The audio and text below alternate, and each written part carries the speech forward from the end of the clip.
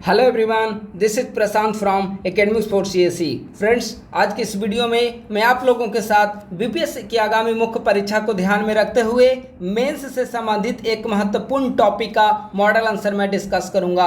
आज का जो हमारा मॉडल आंसर डिस्कशन का टॉपिक होगा वह बीपीएससी मुख्य परीक्षा सिलेबस के अंतर्गत जीएस पेपर 1 सेक्शन 2 से संबंधित होगा। अगर टॉपिक के रूप में देखें तो टॉपिक होगा यूएनएससी यानी कि यूनाइटेड नेशन सिक्योरिटी काउंसिल। देखिए, विगत कुछ वर्षों से यूनाइटेड नेशन सिक्योरिटी काउंसिल एक काफी महत्वपूर्ण टॉपिक बना हुआ है। तो आगे आगामी जो भी मुख्य परीक्षाएं बीपीएससी के द्वारा ली जाएंगी तो उसमें या तो शॉर्ट नोट्स के रूप में या फिर लॉन्ग क्वेश्चन के रूप में यूनाइटेड नेशन सिक्योरिटी काउंसिल से संबंधित प्रश्न रहने की प्रबल संभावना है। तो इसीलिए आज का जो हमारा मॉडल आंसर टॉपिक होगा वह यूनाइटेड नेशन सिक्योरिटी काउंसिल। आइए हम लोग मॉडल आंसर का प्रश्न देखते हैं। प्रश्न है, विगत कुछ वर्षों में भारत का विकास अंतर्राष्ट्रीय स्तर पर एक जिम्मेवार एवं सक्रिय राष्ट्र के रूप में हुई है। क्या आपको लगता है कि अब भारत को यूएनएससी यानी कि संयुक्त राष्ट्र सुरक्षा परिषद की अस्थायी सदस्यता प्रदान की जानी चाहिए? कथन के पक्ष एवं विपक्ष में अपने तर्क प्रस्तुत करें। देखिए, प्रश्न यहाँ पर 3 डायमेंशन में पूछा गया है। प्रश्न का पहला डायमेंशन है, आपको बताना है कि किस प्रकार से भारत ने विगत कुछ वर्षों में अंतर्राष्ट्रीय स्तर पर एक जिम्मेवार और सक्रिय राष्ट्र के रूप में अपनी पहचान को कायम किया है। प्रश्न का दूसरा सेक्शन है, वह कह रहा है कि क्या अब वह उपयुक्त समय आ गया है कि भारत को यूएनएससी में अस्थायी सदस्यता प्रदान की जानी चाहिए? इसके पक्ष और विपक्ष में आपको तर्क प्रस्तुत करने हैं। ठीक है, तो प्रश्न का यही डायमेंशन है। इसी डायमेंशन के आधार पर हम लोग मॉडल आंसर को डिस्कस करेंगे। मॉडल आंसर डिस्कशन करने से पहले आप सभी से निवेदन है कि अगर आप में से किसी ने हमारे यूट्यूब चैनल को अभी तक सब्सक्राइब नहीं किया है तो हमारे यूट्यूब चैनल को सब्सक्राइब कर लें और इस लिंक को अपने दोस्तों के साथ भी साझा करें ताकि अधिक संख्या में अभ्यर्थी हमारे चैनल से जुड़ सके और बीपीएससी की तैयारी में उनको सहूलियतें प्राप्त हो सके। आइए मॉडल आंसर हम लोग स्टार्ट करते हैं डिस्कशन। देखिए, मॉडल आंसर डिस्कशन हमने हर एक वीडियो में आपको बताया है कि जो आंसर होनी चाहिए उसका इंट्रोडक्शन मुश्किल से 2 या 3 सेंटेंस में होनी चाहिए। हमने यहाँ पर भी इसी परिपाटी को कायम रखा है। जलवायु परिवर्तन, कोविड-19, रशिया यूक्रेन वॉर, हिंद प्रशांत क्षेत्र में भारत की भूमिका आदि कई ऐसे बिंदु हैं जिनके कारण भारत की पहचान आज जिम्मेवार राष्ट्र के रूप में कायम हो चुकी है।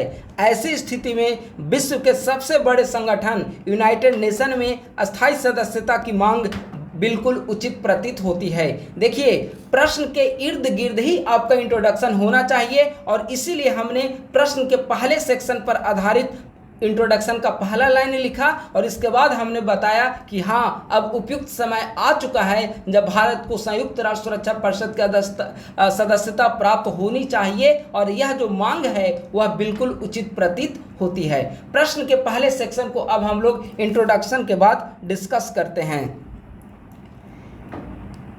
विगत कुछ वर्षों से भारत के द्वारा अंतर्राष्ट्रीय स्तर पर नीतिगत मामलों के माध्यम से अपनी स्पष्ट उपस्थिति दर्ज कराई जा रही है। यहाँ पर कुछ उदाहरणों के माध्यम से हम लोग समझेंगे कि किस प्रकार से विगत कुछ वर्षों में भारत ने अंतर्राष्ट्रीय स्तर पर एक सक्रिय राष्ट्र के रूप में अपनी पहचान बनाई है। उनमें पहला और सबसे महत्वपूर्ण बिंदु है वह है ऑपरेशन वैक्सीन मैत्री, जो कि कोविड के काल में भारत ने उन देशों को मदद के रूप में प्रदान किया था जो कि या तो विकासशील देश हैं या फिर अल्प विकसित देश हैं या फिर जरूरतमंद सभी देशों को वैक्सीन प्रोवाइड कराने, वैक्सीन के साथ साथ कई सारे मेडिकल सर्विसेज थी, मेडिकल सेवाएं थी, वह भारत ने ऑपरेशन मैत्री के जरिए प्रदान किया था। तो पहला पॉइंट जो एक सक्रिय और जिम्मेवार राष्ट्र के रूप में भारत की पहचान को वैश्विक स्तर पर बनाया वह था ऑपरेशन वैक्सीन मैत्री। कोविड-19 जैसे संकट काल में ऑपरेशन वैक्सीन मैत्री। दूसरा, जलवायु परिवर्तन को दूर करने हेतु COP26 के अंतर्गत पंचामृत प्रतिबद्धता, जो COP26 के अंतर्गत भारत के माननीय प्रधानमंत्री के द्वारा 5% प्रतिबद्धताएं दुनिया के समक्ष रखी गई कोविड-26 समिट के दौरान उसने भारत को एक जिम्मेवार राष्ट्र के रूप में पहचान दिलाई। सभी राष्ट्रों ने भारत को जलवायु परिवर्तन के प्रति एक जिम्मेवार राष्ट्र के रूप में भारत को भारत की छवि को निखारने की कोशिश किया। तो यह है दूसरा पॉइंट। तीसरा, रशिया यूक्रेन वार के दौरान तटस्थता की नीति। चौथा, आतंकवाद को दूर करने हेतु स्पष्ट रणनीति। जैसे कई सारे मामले हैं। यहाँ पर चूंकि आंसर लिखते समय शब्द सीमा और समय सीमा की आपको ध्यान में रखना होता है, इसलिए हमने यहाँ पर 4-5 पॉइंट को बताया है। जैसे मामलों के जरिए अंतर्राष्ट्रीय स्तर पर भारत ने अपनी साख में वृद्धि की है। अतः भारत के द्वारा संयुक्त राष्ट्र सुरक्षा परिषद में अस्थायी सदस्यता की दावेदारी की जा रही है, जिसके पक्ष एवं विपक्ष में निम्नलिखित तर्क दिए जा सकते हैं। प्रश्न के दूसरे सेक्शन की ओर अब हम लोग आ गए हैं, जिसमें कहा गया है कि अस्थायी सदस्यता के दावे को लेकर पक्ष और विपक्ष में आप अपने तर्क को प्रस्तुत करिए। तो सबसे पहले हम लोग अस्थायी सदस्यता के पक्ष में तर्क को देखते हैं और समझते हैं कि भारत को अस्थायी सदस्यता प्रदान की जानी चाहिए। अगर हम लोग इस प्रस्ताव का समर्थन करते हैं तो कौन कौन से बिंदु इसके पक्ष में दिए जा सकते हैं। पहला पॉइंट है, संयुक्त राष्ट्र शांति स्थापना कार्यों में सहयोग देने वालों में भारत प्रथम राष्ट्र है। भारतीय सेना के द्वारा विभिन्न क्षेत्रों, चाहे वह सूडान हो, मिस्र हो, लिबिया हो, कांगो हो आदि देशों में यूएन शांति मिशन के जरिए अनेक कार्य भारत के द्वारा और भारतीय सेना के द्वारा किया जा रहा है।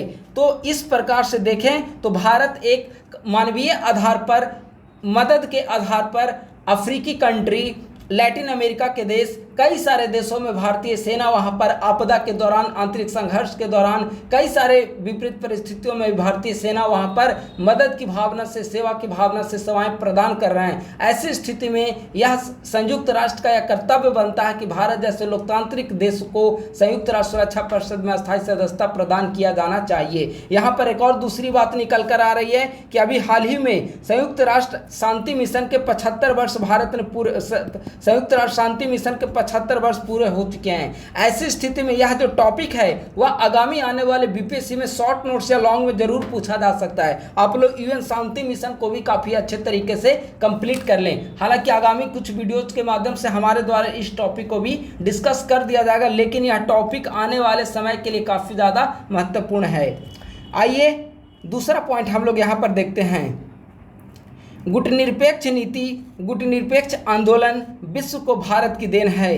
भारत गुटनिरपेक्ष आंदोलन का निर्विवाद नेता रहा है, अतः इसके नेतृत्वकर्ता के रूप में अस्थायी सदस्यता प्रदान की जानी चाहिए। क्यों?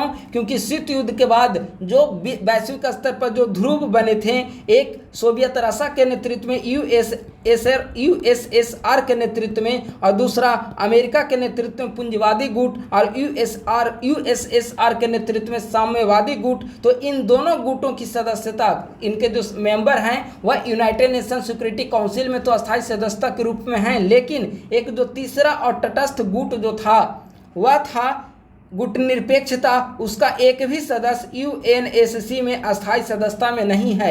अतः यह वैश्विक स्तर पर शक्ति संतुलन के लिए आवश्यक है कि भारत को, चूंकि गुटनिरपेक्ष का एक निर्विवाद नेता रहा है, तो भारत को अस्थायी सदस्यता प्राप्त होनी चाहिए। ये 2 पॉइंट हैं। तीसरा पॉइंट, भारत जनसंख्या की दृष्टि से विश्व के 6वें भाग का भारत जो है प्रतिनिधित्व कर रहा है। नहीं, देखिए जनसंख्या की दृष्टि से, हालांकि अभी जो हालिया रिपोर्ट आई है, हालिया रिपोर्ट के अंतर्गत अगर देखा जाए तो भारत जो है विश्व का सबसे बड़ा, जनसंख्या की दृष्टि से भारत विश्व का सबसे बड़ा राष्ट्र जो है वह बन चुका है। ऐसी स्थिति में जनसंख्या के दृष्टिकोण से विश्व के सबसे बड़े राष्ट्र का विश्व के सबसे बड़े संगठन में प्रतिनिधित्व नहीं होना किसी भी दृष्टिकोण से उचित नहीं माना जा सकता। तो ऐसी स्थिति में इस पॉइंट को आप लोग सुधार लीजिएगा। ऐसी स्थिति में भारत को वहां पर अस्थायी सदस्यता प्राप्त होनी चाहिए। अगला पॉइंट, भारत की पहचान एक नई नाभिकीय नीति के माध्यम से एक जिम्मेवार परमाणु हथियार संपन्न राष्ट्र के रूप में भारत की पहचान हुई है। प्रथम प्रयोग नहीं इसे एक जिम्मेवार राष्ट्र बनाता है। अब देखेंगे कि बेशक भारत ने परमाणु न्यूक्लियर विपन का भारत ने प्रक्षेपण किया है, भारत के पास नाभिकीय हथियार हैं, लेकिन इसके बावजूद जो है भारत ने एक जिम्मेवार परमाणु संपन्न राष्ट्र की भूमिका को निभाया है। भारत ने न्यू न्यूक्लियर जो डॉक्ट्रिन है उसके माध्यम से विश्व को एक संदेश दिया है कि हम एक परमाणु संपन्न राष्ट्र अवश्य हैं, लेकिन हमारे साथ इसके साथ भी जिम्मेदारियां जुड़ी हुई है। और इसका सबसे बड़ा उदाहरण है नो फर्स्ट यूज, यानी कि पहली बार नाभिकीय हथियार का प्रयोग हमारे द्वारा नहीं किया जाएगा। एक जिम्मेवार रूप से नाभिकीय संपन्न रूस की देश की पहचान को दर्शाता है। तो यह भी हमारे पक्ष में आता है। अगला पॉइंट है वैश्विक स्तर पर तकनीकी रूप से संपन्न राष्ट्र के रूप में भारत की पहचान है। जहां एक तरफ भारत आईटी के क्षेत्र में तेजी से आगे बढ़ रहा है, वहीं दूसरी तरफ मंगल मिशन, गगनयान, चंद्रयान आदि के जरिए अंतरिक्ष शक्ति के रूप में भी भारत की पहचान आज बनी हुई है। इतना ही नहीं, आप इसरो को अगर देखेंगे तो विश्व के बड़े बड़े जो विकसित राष्ट्र हैं, चाहे वह अमेरिका है, कनाडा है, फ्रांस है, ब्रिटेन है, इजराइल है, जापान है, उन सारे देशों के भी उपग्रह जो हैं वह इसरो के द्वारा प्रक्षेपित किए जा रहे हैं। ठीक है, इसरो का जो PSLV मिशन है वह वैश्विक स्तर पर अपनी सफलता रेट के लिए जानी जाती है। तो निसंदेह भारत के पास भारत एक अंतरिक्ष स्पेस सुपर पावर है। आईटी के क्षेत्र में भारत एक सुपर पावर बन चुका है। अब दिन प्रतिदिन डिफेंस के सेक्टर में भी भारत जो है आत्मनिर्भरता पर बल दे रहा है। ऐसी स्थिति में एक भारत की पहचान एक जिम्मेवारी रूप से संपन्न तकनीकी संपन्न राष्ट्र के रूप में भारत की पहचान बनते जा रही है। अतः यह आवश्यक है कि भारत को अस्थायी सदस्यता की दावेदारी प्राप्त होनी चाहिए। अगला पॉइंट, विभिन्न वैश्विक मुद्दों पर सक्रिय भागीदारी तथा आपदा के समय सेवा भाव की भावना भारत को विशेष बनाती है। हाल ही में तुर्की व सीरियाई क्षेत्रों में भारत द्वारा चलाए गए ऑपरेशन मैत्री इसका नवीनतम उदाहरण है। इस पर एक 68वीं बीपीएससी मुख्य परीक्षा में प्रश्न भी पूछे जा चुके हैं। ठीक है, तो इस प्रकार से आप देखेंगे कि भारत की वैश्विक स्तर पर एक सेवा की भावना जो है, मदद करने की भावना है। आपदा की स्थिति में आप कुछ भी विषम परिस्थितियां हो तो इससे भारत की पहचान एक जिम्मेवार राष्ट्र के रूप में बनती है। अतः यह आवश्यक है कि विश्व के सबसे बड़े संगठन की सफलता के लिए विश्व के सबसे बड़े आबादी के दृष्टिकोण से देश और लोकतांत्रिक देश को अस्थायी सदस्यता प्राप्त होनी चाहिए। उपर्युक्त दावों के कारण भारत संयुक्त राष्ट्र सुरक्षा परिषद में अपनी अस्थायी सदस्यता हेतु दावेदारी पेश कर रहा है। विश्व के प्रमुख देशों के द्वारा इसे समर्थन भी प्राप्त है। भारत उस G4 समूह का भी सदस्य है जो अस्थायी सदस्यता के दावे कर रहे हैं। G4 का मतलब ग्रुप ऑफ 4, इसमें 4 वैसे देशों का समूह है, ग्रुप है, जो कि अस्थायी सदस्यता की मांग कर रहे हैं। ये तो पक्ष में हमने तर्क को देखा। अब कुछ विपक्ष में भी तर्क हो सकते हैं और प्रश्न भी पूछा गया कि आप पक्ष और विपक्ष में तर्क दें। तो अब हम लोग यहाँ पर विपक्ष में तर्क को देखेंगे। पहला पॉइंट है, आलोचकों का तर्क है कि जापान, जर्मनी आदि की तुलना में संयुक्त राष्ट्र बजट की भागीदारी अत्यंत कम है भारत की। अगर यूनाइटेड नेशन में देखा जाए तो भारत की जो हिस्सेदारी है, वित्तीय हिस्सेदारी है, वह जापान और जर्मनी देशों की तुलना में कम है। तो अतः इस दृष्टिकोण से देखा जाए तो जापान और जर्मनी को भारत की तुलना में वरीयता प्राप्त होनी चाहिए। यह बजट में हिस्सेदारी के अकॉर्डिंग है। ठीक है, अगला पॉइंट है, भारत का विभिन्न पड़ोसी देशों के साथ सीमा विवाद भी आलोचना का एक अहम बिंदु बना हुआ है। वर्तमान समय में भारत का लगभग सभी पड़ोसी देशों, चाइना के साथ सीमा विवाद है, पाकिस्तान के साथ सीमा विवाद है, नेपाल के साथ सीमा विवाद है, आदि के साथ सीमा विवाद विद्यमान है और समय समय पर इसने संघर्ष का भी रूप लिया है। इंडिया चाइना और इंडिया पाकिस्तान के साथ तो लंबे समय से सीमा विवाद बना हुआ है। ऐसी स्थिति में कोई भी वैसा कंट्री जो अपने पड़ोसी देशों के साथ सीमा समझौते नहीं कर सकते, वह देश किस प्रकार से उसे संयुक्त राष्ट्र सुरक्षा परिषद में अस्थायी दावेदारी प्राप्त होनी चाहिए। यह आलोचकों का तर्क है, यह हमारा तर्क नहीं है, यह आलोचकों का तर्क है जो कि संयुक्त राष्ट्र सुरक्षा परिषद में भारत की अस्थायी सदस्यता का विरोध कर रहे हैं। अगला पॉइंट, आलोचकों का तर्क है कि भारत ने शक्ति 98 के जरिए यूएन के चार्टर में विद्यमान निशस्त्रीकरण की नीति का उल्लंघन किया है। शक्ति 98 क्या है? जिसके जरिए भारत ने नाभिकीय विस्फोट किया और भारत एक नाभिकीय संपन्न राष्ट्र बना है। और चूंकि संयुक्त राष्ट्र चार्टर में कहा गया है कि एक निशस्त्रीकरण पर आधारित वैश्विक समुदाय का निर्माण करना है, तो ऐसी स्थिति में भारत की आलोचना इसी आधार पर की जाती है।